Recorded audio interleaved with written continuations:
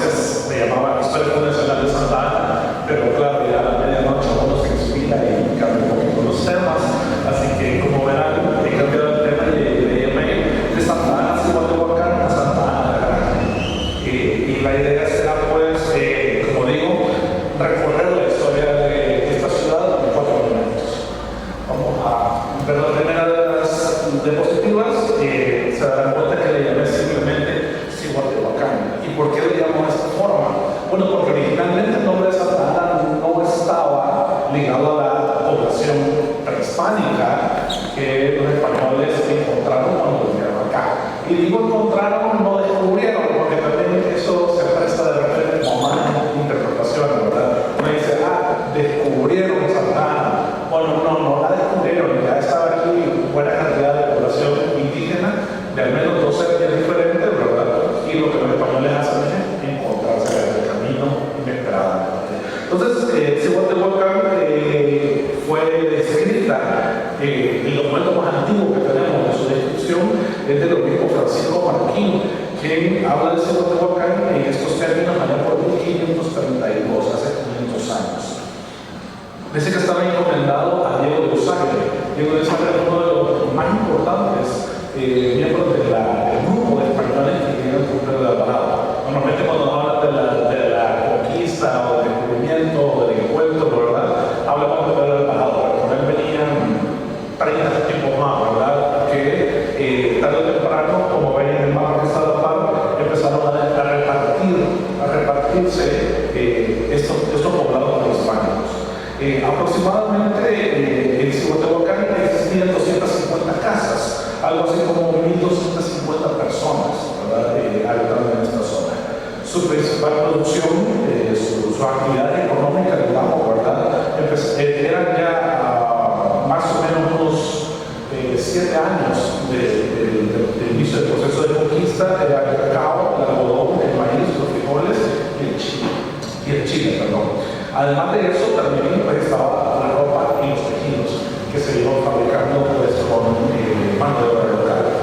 En ese periodo también tenemos la triste noticia de que las personas fueron esclavizadas, es decir, los habitantes de Teotihuacán fueron esclavizados para las minas de hierro y un poquito de oro que descubrieron cerca de la zona de Minas, ¿verdad? Se estaba probando también sembrar plantas y frutas de Castilla y criar vacas y ovejas. Pero se trataba, por supuesto, ¿verdad? Los españoles también trataban de replicar sus costumbres y sus actividades económicas en ese momento. Para 1549, más o menos, ¿verdad? Para 1549 hablamos de más o menos 2.700 personas, con una persona llamada Diego, que de hecho le llama con mucho respeto Don Diego, ¿verdad? Que era el cacique del pueblo de Teotihuacán. Entonces, tenemos esas noticias interesantes, digamos, de que todavía los caciques, sí, ¿verdad?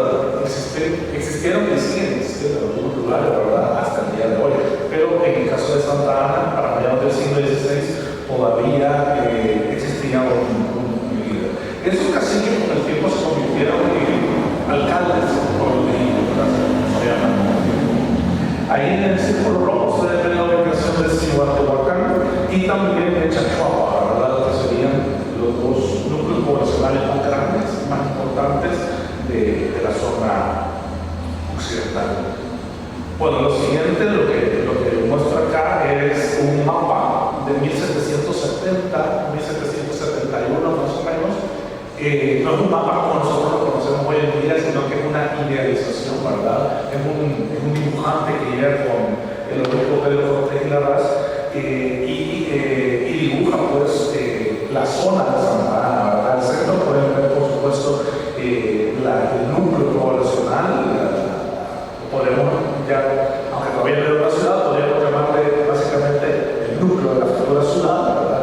En el mero centro. Y de ahí alrededor pues, pueden ver los poblados más cercanos que ahora se han convertido, de hecho, en barrios de la ciudad, muchos de ellos, ¿verdad? Como poblados cercanos.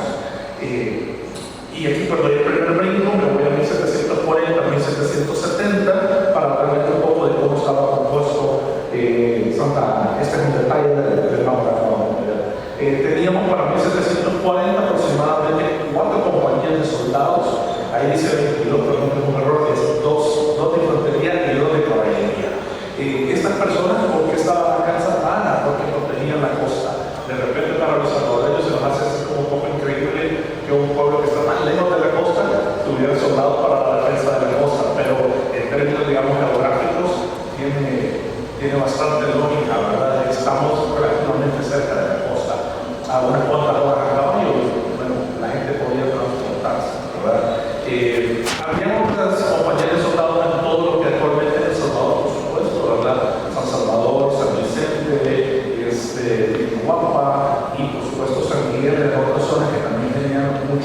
soldados. Estos soldados no podían ser indígenas, estos soldados eran mulatos, ¿verdad? En su mayoría, y los indígenas no podían ser parte del ejército del rey, así que por lo tanto tenemos migración, ¿verdad?, de población mulata muy temprana.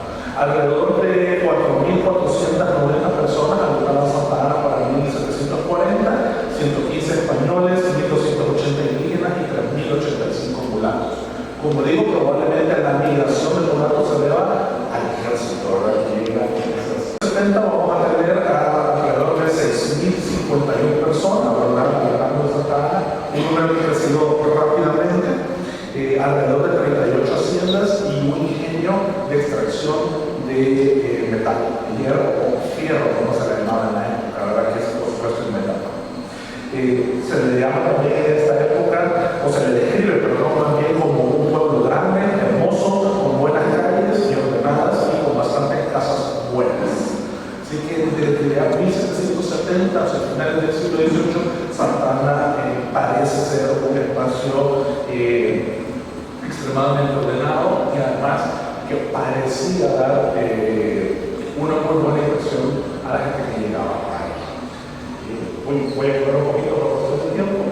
Santa Ana en 1858, o sea, damos otro brinco casi de 100 años para ver un poquito más o menos información demográfica. El Código Estadístico de la ciudad de Santa Ana, cabecera del departamento del mismo nombre, con expresión del Estado de sus individuos y profesiones que se ocupan. Y aquí quiero que nos enfocamos nada más en los totales, ¿verdad?, para no tardar mucho con este cuadro. Estamos hablando más o menos de 5.573 personas solteras, 544 viudos, 5.000, poco más de 5.000 menores de 10 años y 7.755 mayores de 10 años, para un total de 13.090 personas. Ahí se faltan los casados, que desconozco por qué razón la persona, la fuente no lo marca, pero si aumentamos los casados, el número total de población llegaba alrededor de 20.000 personas para 1858. En cuanto a las profesiones, quiero detener un poquito y por eso corrí, en cuanto a las profesiones de los santanecos para 1858. Esto es interesante, encontramos 940 labradores, 3 abogados, 4 médicos, eso es muy buenas estadísticas para la época, 2 eclesiásticos, un escribano, 2 agrimensores, que son básicamente ingenieros, 3 farmacéuticos, 2 pintores y 1 escultor. Esto que vemos la atención sobre ese detalle porque dedicarse a las artes era extremadamente peculiar en esta época. Ahora estamos hablando de un país que apenas estaba formándose. Nos encontramos también con carpinteros, sastres, herreros, tejedores, barberos, albañiles, alfareros, impresores. No vayan a pensar que son como las impresoras de hoy, ¿verdad? Por supuesto que no lo vean. Comerciantes, moneros, zapateros, hojalateros, auladores, corteros, escribientes, arrieros, 1.200 jornaleros, que era la profesión más marcada de esa época, y 79 sirvientes. En cuanto a acá vamos continuando con las profesiones, nos encontramos con 36 músicos. A nosotros nos pareció extremadamente interesante, ¿verdad? Sobre todo a recordarnos un poco de la música de Bajo el Almendro, ¿verdad? Y de la tradición que tiene Santa Ana en cuanto a las artes y en especial la música. También tenemos tejeros, plateros, campaneros, sacristanes, 80 impedidos, tanto que me parece también bastante curioso, no sale de toda la estadística.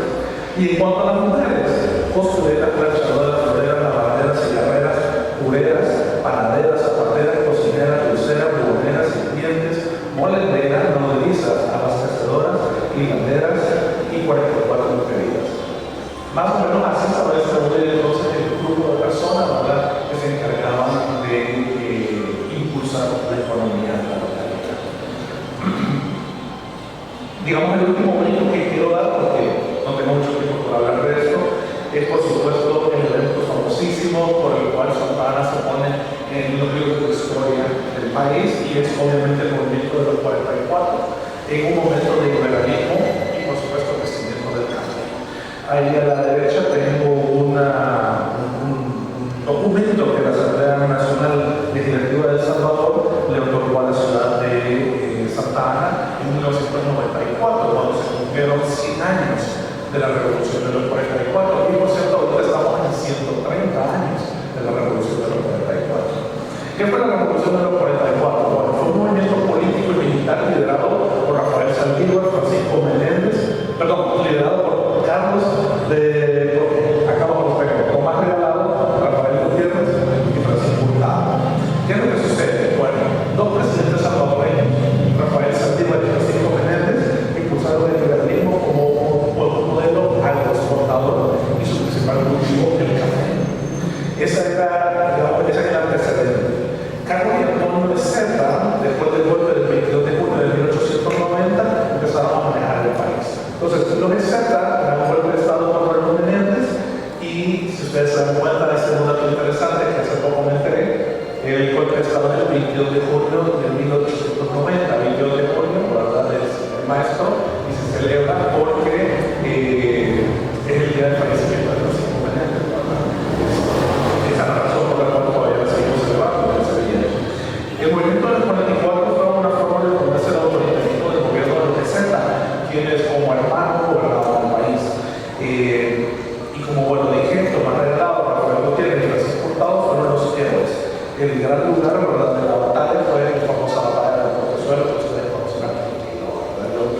Que de hecho creo que me quiero que se voy tratando de ir a abrir ese Portezuelo. Aún así, ya me señalan que acabo de terminar. Termino con esto. Hace 2 años apareció también un libro que se llama El caudillo de Cuscatlán.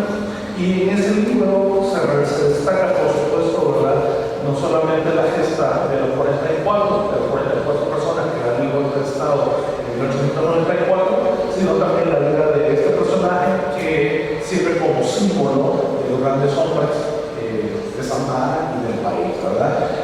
Con la presencia de Rafael Gutiérrez y después de Tomás Regalado, Santa Ana pasó sobre el esplendor.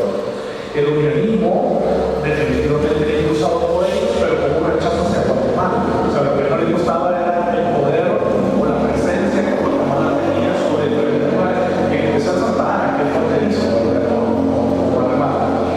En la presidencia de Tomás Regalado se dio un uso bastante grande de la economía nacional, pero principalmente a la de Santa Ana, y se va a empezar a adoptar una cultura europea, una ciudad cosmopolita, y finalmente va a morir en julio de 1910. En el siglo XIX había 3 núcleos de poder. Uno era San Miguel, que va a terminar con el fusilamiento de Gerardo Barros. El segundo núcleo de poder es Santa Ana, ¿verdad?, en la década de 1890, 1910, y de ahí pues ya se queda el núcleo de poder en San Salvador a partir de la presidencia de Manuel Enrique Araujo hacia adelante, ¿verdad? Por ese día de hoy, ¿verdad?, solamente por una imagen de Santa Ana hace 100 años. Esta es Santa Ana ya por 1927. Tenemos un parque, ¿verdad?, central que felizmente me encontré algo que está renovado, muy bonito, ¿verdad? También tenemos otra imagen del gato hace 6 años y que también lo veo ahora, la verdad, pero también el año.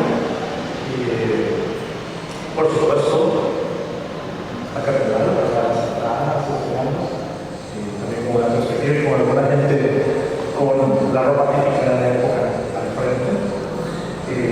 Una vista de la alcaldía, pero de un lateral de la calle, ¿verdad? Lo puse porque quería que viera la moda de la época, ¿verdad? No, ya no vamos a decir nosotros, ¿verdad? No nos decimos otra forma. Pero era muy interesante la elegancia con la que vestía. Esta fotografía es en la calle, la avenida Independencia, si me equivoco mejor. Esa es otra fotografía de imagen. Igual, aprovechando de la moda de los niños, los vehículos, ¿verdad? Aunque las calles son de tierra, los vehículos ya estaban por aquí. Y algo que me llamó mucha atención es la mujer con el canasto en la cabeza, la verdad, como muy puesta, ¿no? Y por último, pues cierro